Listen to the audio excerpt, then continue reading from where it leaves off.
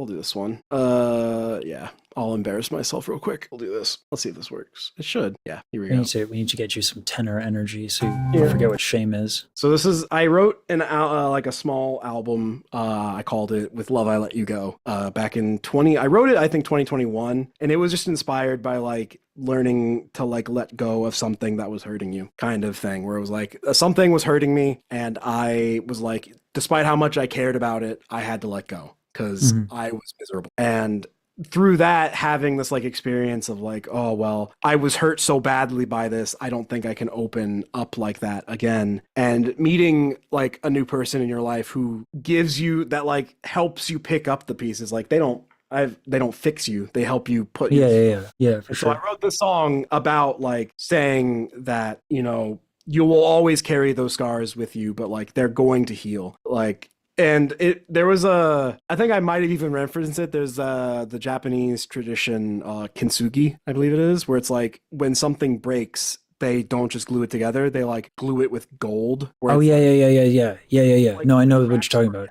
Yeah. Cracks are emphasized, so it's like it's now a new thing, and that was, I think, what I was channeling. It's like the end of it. The whole thing is kind of like a rocky post-hardcore type thing, but like the last song was like specifically a ballad kind of thing. So.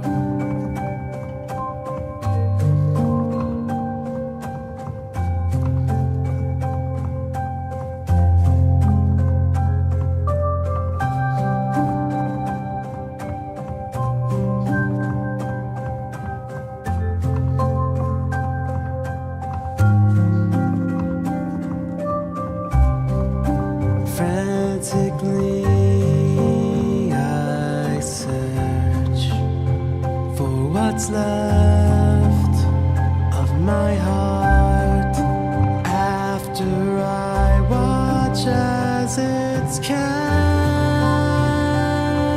out. Never thought that you were able, so fatal. Now my tears remind me I'm alone. One hand, gentle, careful, wiped away a smile, hopeful, and the words it spoke. Blindly put your trust in me, she said. Take my hand and watch as we fill the cracks and holes with gold. And she did, and she did. Reminds me a lot of like 2000s pop punk kind of thing, but with a lot more sensitivity. I'll make up for what you miss, although the scars may never fade. They will heal, they will heal, they will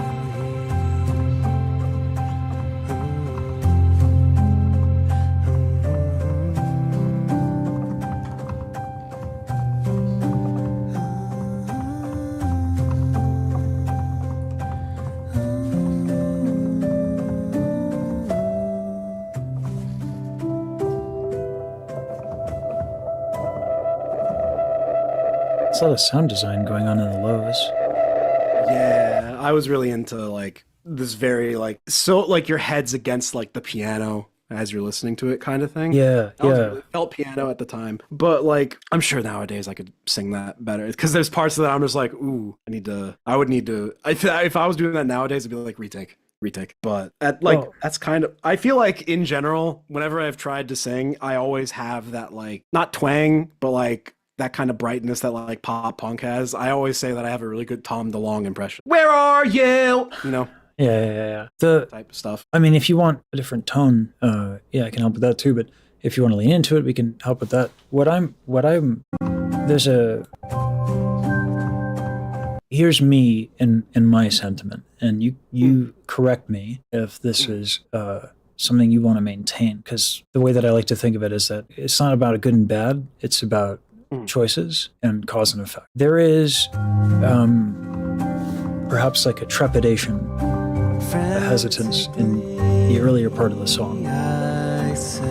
Like you're trying to really control everything to get what you want instead of letting go to get this tone. That is, I would definitely say, because when I think when I record in general, especially if I know that like there's someone in the house listening, I don't feel like full sending it or like going all in, mostly because I'm just like, oh, if like I crack, it's going to be like, I just don't want to be asked about it later is the kind of thing where it's like, somebody's like, what were you doing down there? I don't want to get asked that question. I just want to do it and make sure that like no one asks me anything.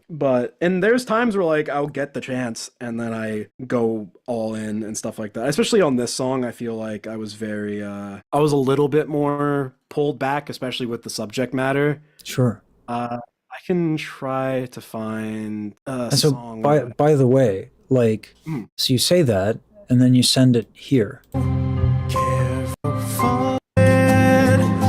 my hand, So why send it there? it's cast out. I think as well, it's like a choice of like, you know, I mean, in terms Let of me like, be clear when I say send it, because I'm not saying that. What I'm saying is like this is a really good sound, and it's almost like you're apologizing for it physically with your body.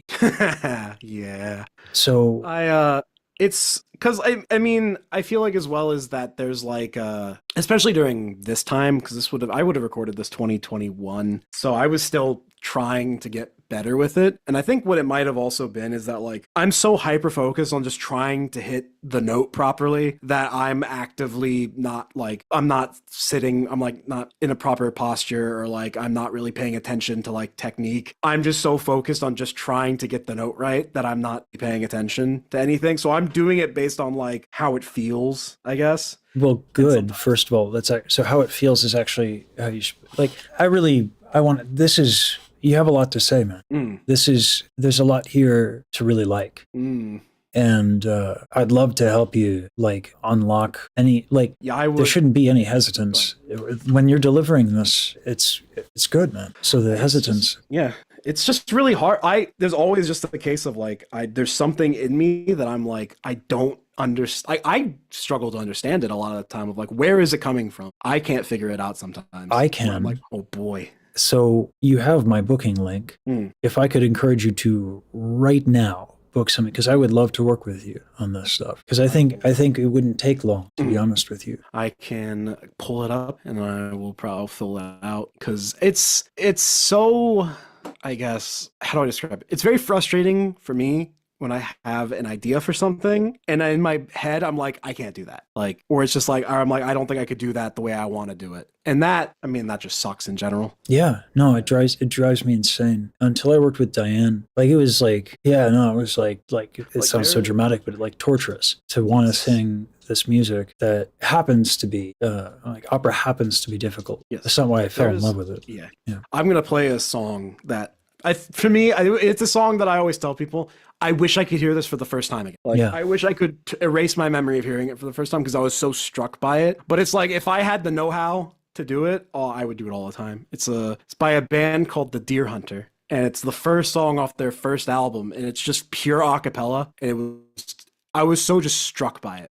The price is clear, a child born, the mother near to death and life as hand in hand, a failed life exposed the man who led off into the flame to cast her back to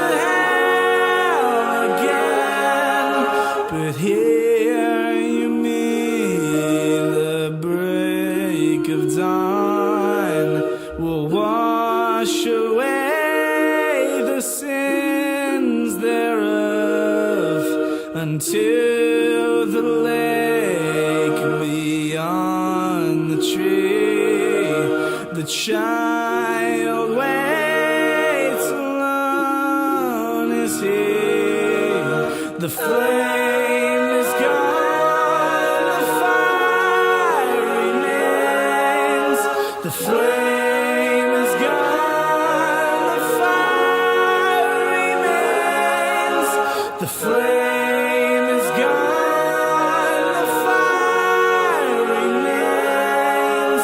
The flame is gone, the fire remains. The flame is gone, the fire remains. The flame is gone, the fire remains. Oh, beautiful. Oh, I love this band. I love too that so a cappella usually has kind of like a very kind of like a certain like aesthetic, and his willingness to have like nasal tonality is clearly like a choice, because as he goes up he does lift his soft palate.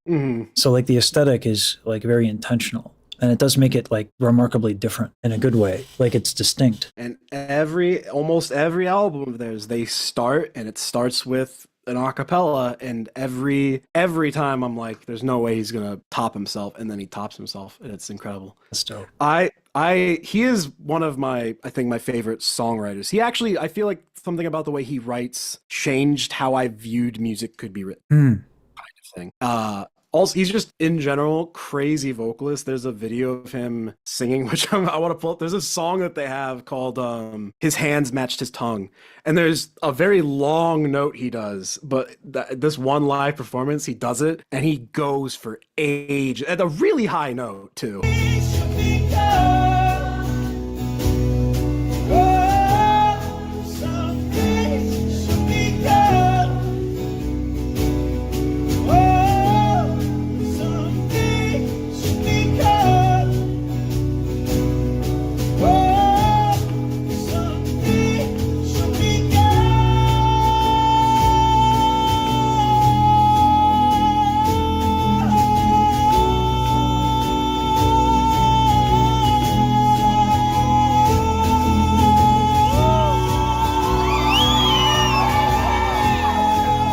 Who needs oxygen? Overrated. Oh my god. Well, you can see right there, he posted about this on Reddit somewhere, and he was like, when I hit really high notes and you see me like nod my head off, it's because I'm almost passing out. Ha ha ha ha ha. So, like, he would just go for stuff like that. Yeah. One of my favorite stories. One of my favorite stories is Dr. Lawrence Indick at Temple. We take the pedagogy class last in the curriculum over there, and he was trying to get us to experience a thing that we often do in opera. And he was like, "Okay, inhale. Now keep inhaling. Keep inhaling. Keep inhaling. Don't like let it go." And he was asking what everybody was feeling, and everyone was way over analytical about it. And I had spent at the time a lot of time in the theater department, so like much more of an emotional creature. I was like, I feel anxious, and he was like, correct. So like there's a part of hitting a good high note where you're expending a lot of stuff. I think I explained this a little bit on Michi's stream, but too much contraction of the torso will sabotage you when hitting high note, because for actually quite a number of reasons. And so you want to do everything you can to exhale gently and keep everything in like good posture and all that. And yeah, you can very quickly get like anxious, and your body wants to breathe. It tends to prefer that, so it makes sense that that he would feel like passing out after 23 seconds. Was it? It was like 23 seconds of that same though, and because I've speaking of like the air, because it's always, I've gotten lessons and I've heard stuff where it's just like your airflow should be like, you shouldn't be dumping out a bunch of air when you're doing a high note compared to like a lower note. It should be like a consistent flow of air, as like really controlled. And as well as if you're going for like a really high note, you may instinctually want to like send it and like push into it, but you should actually back off a little bit. Yes. Instead. Yeah.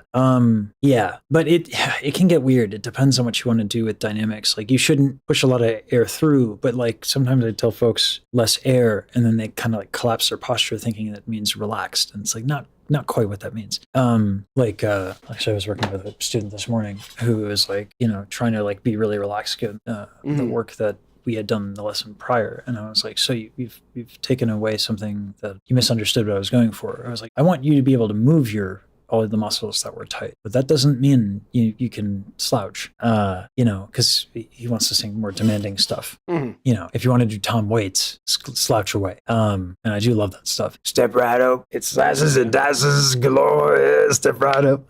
But different thing. It depends entirely on what you're trying to do. But yeah, for this stuff, for sure.